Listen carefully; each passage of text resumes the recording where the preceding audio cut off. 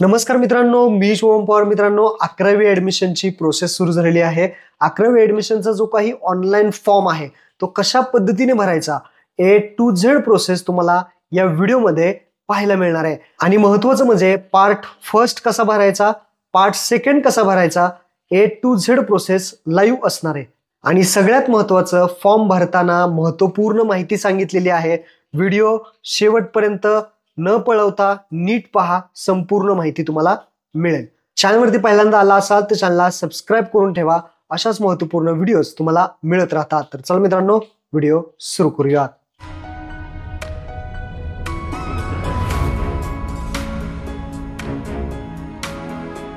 तर मित्रांनो, online form भरण्यासाठी सर्वात प्रथम तुम्हाला या वेबसाईटवरती यायचं आहे. mahafjcadmissions.in या वेबसाईटची लिंक तुम्हाला खाली डिस्क्रिप्शनमध्ये दिली आहे. इथं आल्यानंतर अशा पद्धतीने इंटरफेस तुम्हाला दिसेल. इथे वरती तुम्हाला ऑप्शन दिसतील जसे की home, search college, career path, download. Search कॉलेजमध्ये गेल्यानंतर तुम्हाला इथे ऑप्शन भेटतील ज्यामध्ये तुम्ही तुमची स्ट्रीम वगैरे निवडून कॉलेजची माहिती तुम्ही घेऊ शकता. कुठे कुठे कोणतं कॉलेज आहे, कोणत्या रिजनमध्ये, कोणत्या डिस्ट्रिक्टमध्ये आणि कोणत्या ब्लॉकमध्ये किंवा तहसीलमध्ये सर्च कॉलेज तुम्ही करू शकता. आणि त्या ठिकाणी त्या कॉलेजची सगळी माहिती, त्या कॉलेजचा इंटेक एरिया म्हणजेच थोडक्यात कॅटेगरी वाईज किती जागा आहेत ही सगळी माहिती तुम्ही एकदा चेक करून घेऊ शकता. तर हे झालं कॉलेज पाहायचं. त्यानंतर करिअर पाथ आहे, हे काही एवढं महत्त्वाचं नाही, तुम्ही एकदा वाचून घेऊ शकता. त्यानंतर डाउनलोडमध्ये सेल्फ डिक्लेरेशन, स्वघोषणापत्र वगैरे दिलेले आहेत. हे इथून तुम्ही डाउनलोड करू शकता. ते सेल्फ अंडरटेकिंग आहे, हमीपत्र आपण म्हणतो, ते तुम्ही इथे घेऊ शकता.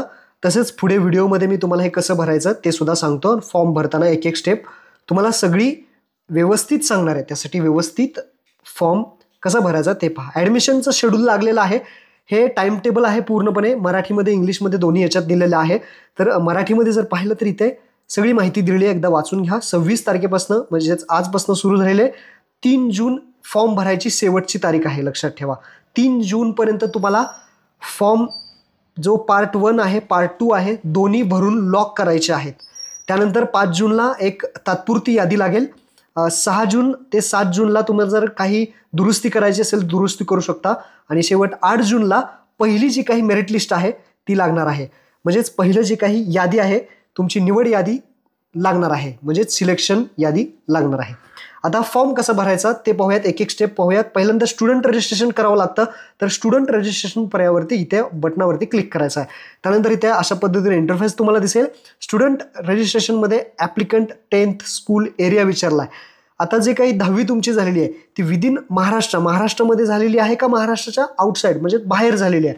तर महाराष्ट्रामध्ये झाली असेल तर विदिन महाराष्ट्र स्टेट सिलेक्ट करायचं आहे. त्यानंतर ॲप्लिकंट स्टेटस, तुम्ही फ्रेशर आहात का रिपीटर आहात का मागच्या काही वर्षात तुम्ही पास झालेला आहात ते इथे द्यायचं आहे. आत्ता तुम्ही पास झाला तर फ्रेशरमध्ये तुम्ही टाकू शकता.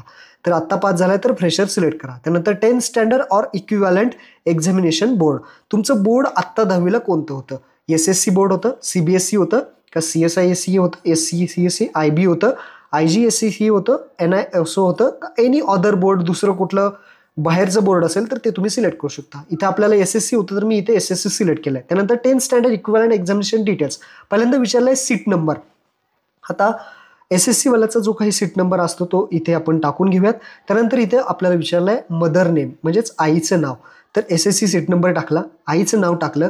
तर SSCचा जर स्टुडंट असेल तर त्याचा फायदा काय होतो, तरी ते आपल्याला व्हेरीफाय नंबर या ऑप्शनवरती क्लिक केलं की ॲटोमॅटिकली आपली माहिती जी आहे ती इथे दाखवली जाते. ही माहिती आपली बरोबर आहे का एकदा चेक करायची फक्त. आणि येस करेक्टवरती ऑप्शन आहे, येस करेक्ट या बटनावरती क्लिक करायचं.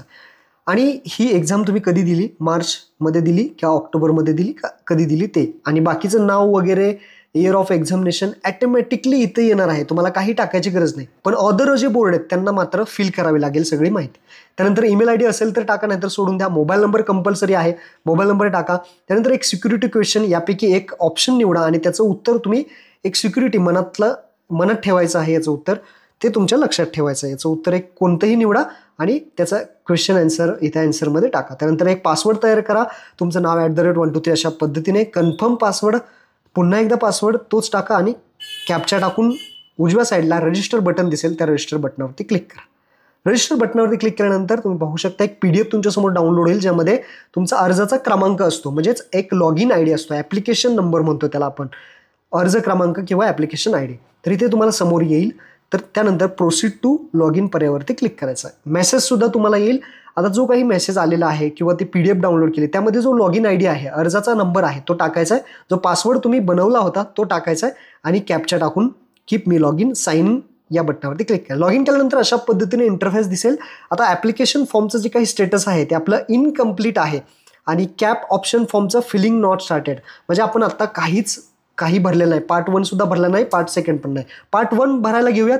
रजिस्ट्रेशन डिटेल्स लेफ्ट साईडला पहिला ऑप्शन आला. इथे ॲटोमॅटिकली आपण जी काही फॉर्म भरताना माहिती आहे ती भरलेली आहे. आपण नेक्स्ट करूयात. नेक्स्ट केल्यानंतर पर्सनल डिटेल्स माहिती आलेली आहे. माहिती आपलं नाव वगैरे येईल, ज्यामध्ये तुमचं आईचं नाव, फिमेल, तसेच मेल फिमेल जे असेल ते, जन्मतारीख तुमची, ही माहिती येईल. तुम्ही 10वीला कोणत्या कॉलेजमध्ये होता अशा प्रकारची माहिती तुम्हाला दाखवली जाईल. ही माहिती फक्त चेक करायची आहे बरोबर आहे का, तर आपल्याला सेव्ह आणि नेक्स्ट बटनावरती क्लिक करायचं आहे. सेव्ह अँड नेक्स्ट पर्यायावरती क्लिक केल्यानंतर ॲड्रेस डिटेल्स विचारल्या जातील. आत्ता तुम्ही जिथे राहताय तो ॲड्रेस इथे टाका, पिनकोड टाका. त्यानंतर तुम्ही कुठे राहता, तर आपला महाराष्ट्र स्टेट इथे निवडा.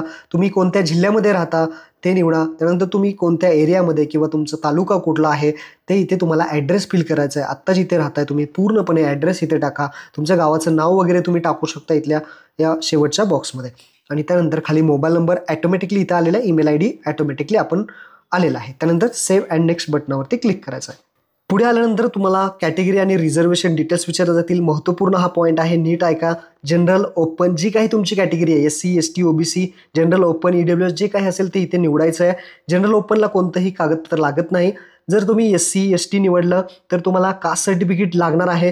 तुम्हाला इथे विचारलं जाईल कास्ट सर्टिफिकेट आहे का, तर कुठल्या राज्याचं कास्ट सर्टिफिकेट आहे, तर महाराष्ट्रातून कुठल्या जिल्ह्यातून तुम्हाला कास्ट सर्टिफिकेट भेटलं आहे ते विचारलं जाईल. ते तुम्हाला इथे टाकायचं आहे.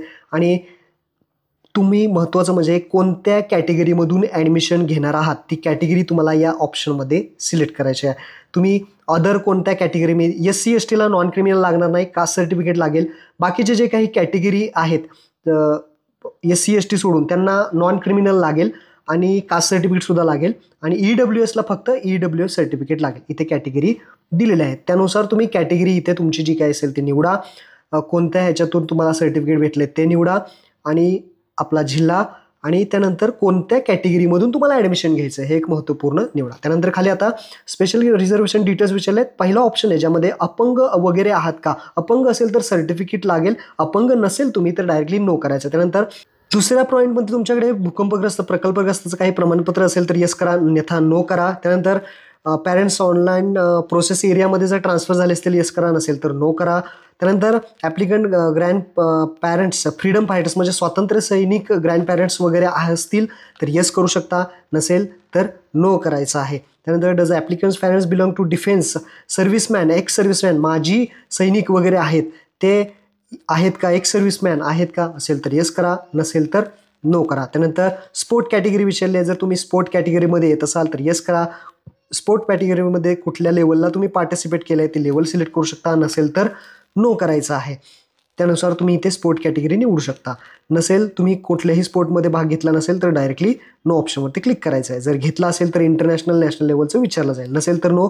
त्यानंतर इथे विचारलं आहे जी पॉईंट आहे अंडर कॅटेगरी ऑर्फन, म्हणजे अनाथ आहात का, आणि जर अनाथ असाल तर तुम्ही इथे येस करायचं आहे. आणि अनाथ असाल तर तुमच्याकडे सर्टिफिकेट असणं गरजेचं आहे. अनाथ नसाल तर नो करा. त्यानंतर मायनॉरिटी कोटा विचारलं आहे. आता मराठी सोडून जर तुम्ही कुठल्या अदर याच्यामध्ये येत असाल तर त्यांच्यासाठी हा ऑप्शन आहे मायनॉरिटीचा, तर ते ऑप्शन सिलेक्ट करू शकता. पण भरपूर जण आपले मराठीच आहेत त्यामुळे काही टेन्शन नाही, इथे नो करायचं आहे. त्यानंतर इन हाऊस कोटा. आता in house quota, do you want to take admission through in house quota. In house quota म्हणजे काय, तर जिथे तुम्ही आत्ता शिकलेलं आहे, 10वी जिथे झालेली आहे त्याच ठिकाणी जर तुम्हाला 11वीला ॲडमिशन घ्यायचं असेल, त्याच कॉलेजमध्ये 11वी असते कधी कधी, तर त्यासाठी तुम्ही इथे यस ऑप्शन करू शकता.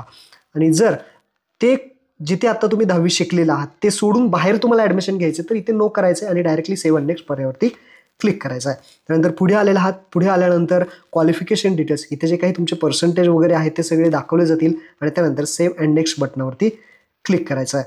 सेव्ह अँड नेक्स्ट केल्यानंतर तुमची पुढची स्टेप येते ते म्हणजे अपलोड रिक्वायर्ड डॉक्युमेंट्स. आता डॉक्युमेंट्स आपल्याला अपलोड करायचे आहेत. आता यामध्ये सगळे डॉक्युमेंट्स मॅन्डेटरी नाहीत. आता इथे पाहू शकता माझ्या केसमध्ये 4 डॉक्युमेंट्स अपलोड करायला आलेले आहेत. 10वीचं मार्कशीट अजून स्टुडंटला भेटलेलं नाही, तर इथे तुम्ही काही अपलोड करायची गरज नाही. त्यानंतर स्कूल लिव्हिंग सर्टिफिकेट, ज्यांना शाळा सोडल्याचा दाखला भेटलेला आहे ते इथे अपलोड करू शकता. आता कास्ट सर्टिफिकेट, मी कास्टमधून फॉर्म भरला आहे तर कास्ट सर्टिफिकेट मला अपलोड करायचं आहे आणि अंडरटेकिंगसुद्धा अपलोड करायचं आहे. लक्षात ठेवा, काही जणांकडे डॉक्युमेंट्स नसतील ते ॲडमिशनच्या वेळेस ते देऊ शकतात, त्यासाठी अंडरटेकिंग आहे. तर आता मी कास्ट सर्टिफिकेट अपलोड करून दाखवतो.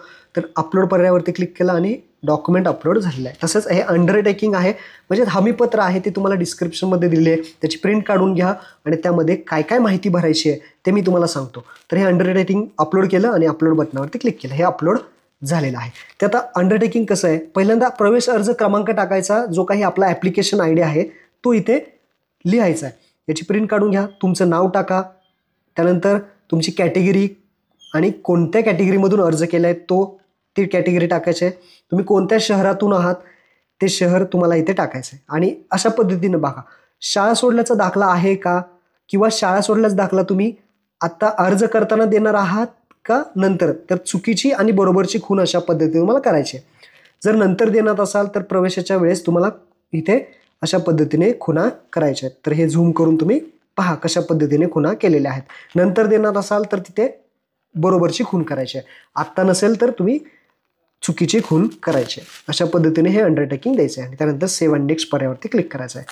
झालं. आता इथे पेमेंट करायचं आहे. काही जणांना 150 रुपये पेमेंट येईल, काही जणांना 100 रुपये पेमेंट येईल, ते कॅटेगरीनुसार येऊन जाईल. त्यानंतर proceed to pay admission process fee, तर इथे आपल्याला पेमेंट करायचं. प्रोसीड टू पे ॲडमिशन फीजवरती क्लिक करायचं. त्यानंतर इथे येईल पेवरती क्लिक करायचं आहे. इथे थोडं कधी कधी प्रॉब्लेम येऊ शकतो, तर थोडं थांबून तुम्हाला जे काही पेमेंट आहे ते करायचं आहे. तर इथे आपण प्रोसेस करूया. तर UPI ID टाकून इथे पेमेंट करू शकता, किंवा कार्ड्स, वॉलेट, नेट बँकिंगचा ऑप्शन आहे.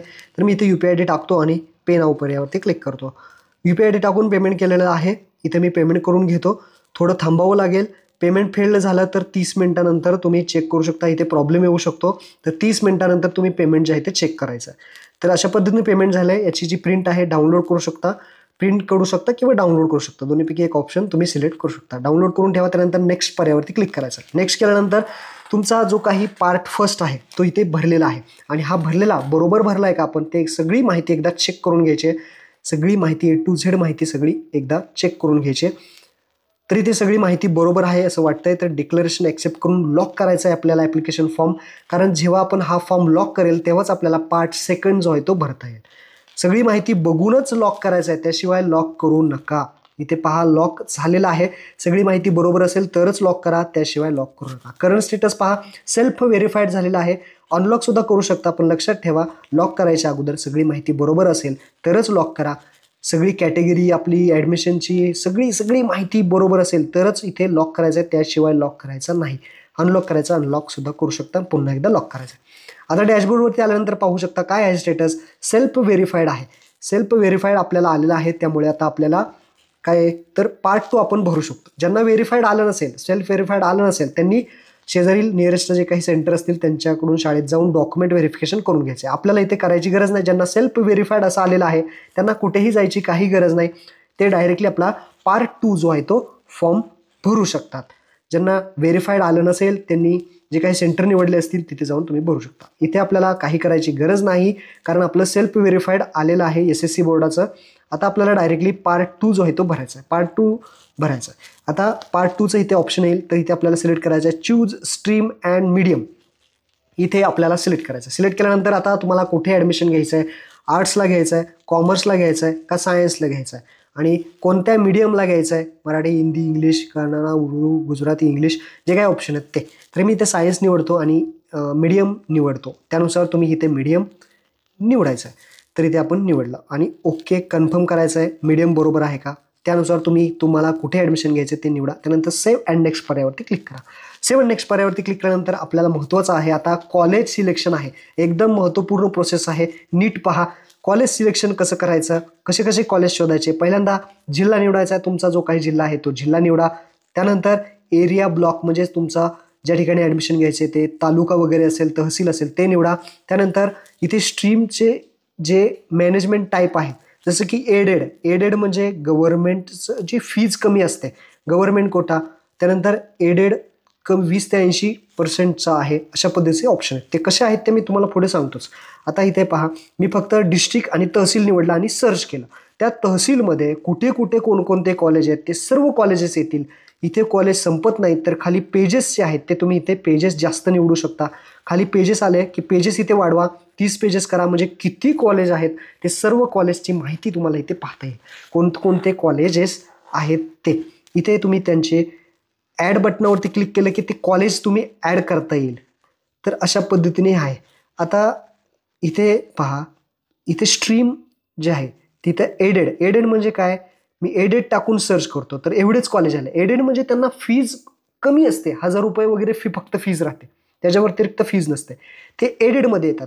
गव्हर्नमेंट लोकल बॉडीचं जर असतील तर तुम्ही ते सर्च करू शकता, त्यांना सुद्धा फीज कमी असते. पार्शियल एडेडला थोडी फीज जास्त असते. त्यानंतर सेल्फ फायनान्स म्हणजे जास्त फीज असते, भरपूर 15,000, 20,000, 5,000, 10,000, 25,000, 30,000 अशी फीज असते.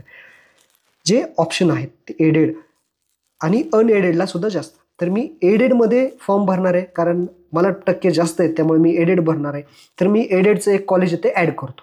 जे कॉलेज हवं आहे ते तुम्ही फक्त ॲड बटनावरती क्लिक करायचं आहे, ते शोधायचं आहे कॉलेज. यामध्ये तुम्ही स्ट्रीम वगैरे चेक करून सगळी व्यवस्थित ॲड्रेस त्यामध्ये इथे पहा. मी कॉलेज ॲड केल्यानंतर सगळी माहिती येते. इथे स्टेटस पहा, एडेड आहे आणि फीज पहा किती आहे, फक्त 1106 रुपये फीज राहणार आहे. माझा जर इथे नंबर लागला, माझं ॲडमिशन जर झालं तर. त्यामुळे हे निवडताना एकदा चेक करा. अनएडेड जर पाहिलं तर आम्ही अनएडेड दाखवतो, अनएडेड ॲड केलं तर पहा इथे 6,000 रुपये फीज आली. हे फरक आहे. तर त्यासाठी इथे निवडताना एकदम व्यवस्थित जे आहे ते कॉलेजेस निवडायचे, त्यांची फीज चेक करायची, एकदा स्टेटस काय आहे ते चेक करायचं आहे, फीज वगैरे पाहून ॲड करायचे आहेत. आता मी अजून एक ॲड करतो, तर इथे पहा, आता अजून एक कॉलेज पुण्यातलं मी समजा ॲड केलं तर इथे पहा फीज वाढली आहे 15,000 रुपये. तर तुम्हाला ज्या ठिकाणी ॲडमिशन घ्यायचं त्यानुसार तुम्हाला तुमच्या पर्सेंटेज वाईज आपलं नंबर लागेल का त्यानुसार तुम्हाला इथे कॉलेजेस सिलेक्ट करायचे आहेत. ते मग तुम्ही इथे कशा पद्धतीने फिल्टर लावून कसं पण फिल्टर लावा, पण इथे अशा या पद्धतीने ॲड करा. तरी मी इथे ॲड करतो आणि ॲड केल्यानंतर त्याला तुम्ही प्रेफरन्स देऊ शकता. प्रेफरन्स अत्यंत महत्त्वाचा आहे.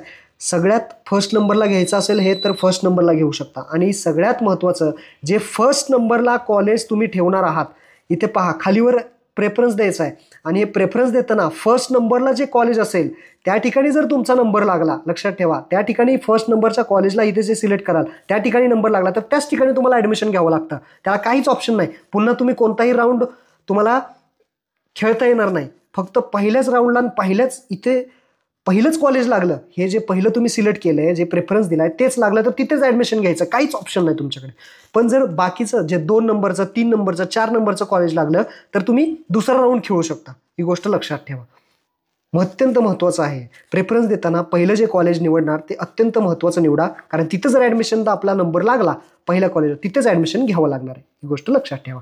त्यानंतर हे प्रेफरन्स द्या, खालीवर करा आणि सेव्ह अँड नेक्स्ट पर्यावरती क्लिक करा. झालं आपलं काम.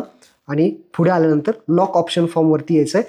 सगळी माहिती बरोबर आहे का, कॉलेजेस सिलेक्ट केलेले, प्रेफरन्स दिलेला व्यवस्थित चेक करून घ्यायचा आहे. प्रेफरन्सेस एकदा चेक करा. इथे कोणकोणते कॉलेज दिलेले आहेत. मी एकच दिलं आहे, तुम्ही 10 देऊ शकता. लक्षात ठेवा, 10 कॉलेजेस तुम्ही इथे त्या आत्ता तुम्हाला दाखवलं जसे कॉलेज ॲड करायचे, तुम्ही 10 कॉलेज ॲड करू शकता. लक्षात ठेवा, मी इथे एकच दिले, मला इथेच ॲडमिशन घ्यायचं त्यामुळे तुम्हाला जे हवं आहे त्यानुसार तुम्ही करा. त्यानंतर डिक्लेरेशन ॲक्सेप्ट करायचं आहे खाली येऊन आणि हा लॉक करायचा आहे. लॉक का करायचा आहे, कारण जो निकाल लागणार आहे त्यासाठी आपल्याला हा लॉक करावा लागला. आपण मेरिटमध्ये इथे लागणार आहात. आता झाली प्रोसेस कंप्लीट अँड लॉक. पहिला फॉर्म लॉक झाला, हा दुसरा फॉर्म लॉक झाला. इथे डॅशबोर्डवरती आल्यानंतर असं आलं पाहिजे, पहिला फॉर्म पार्ट फर्स्ट आहे तो सेल्फ व्हेरीफाईड आला पाहिजे आणि सेकंड जो आहे तो कॅप ऑप्शन फॉर्म म्हणतो कंप्लीट अँड लॉक आला पाहिजे. म्हणजेच तुमचं आता कम्प्लिटली फॉर्म भरून झालेला आहे. तर अशा पद्धतीने तुम्हाला सगळी प्रोसेस समजली. अशा पद्धतीने कंप्लीट अँड लॉक आणि सेल्फ व्हेरीफाईड आलं पाहिजे. आता जे काही निकाल लागेल त्यावेळेस तुमचं नंबर इथे दाखवलेला, त्यावेळेस नंतर व्हिडिओ बनवला जाईल. महत्त्वपूर्ण हा व्हिडिओ होता. धन्यवाद. जय हिंद.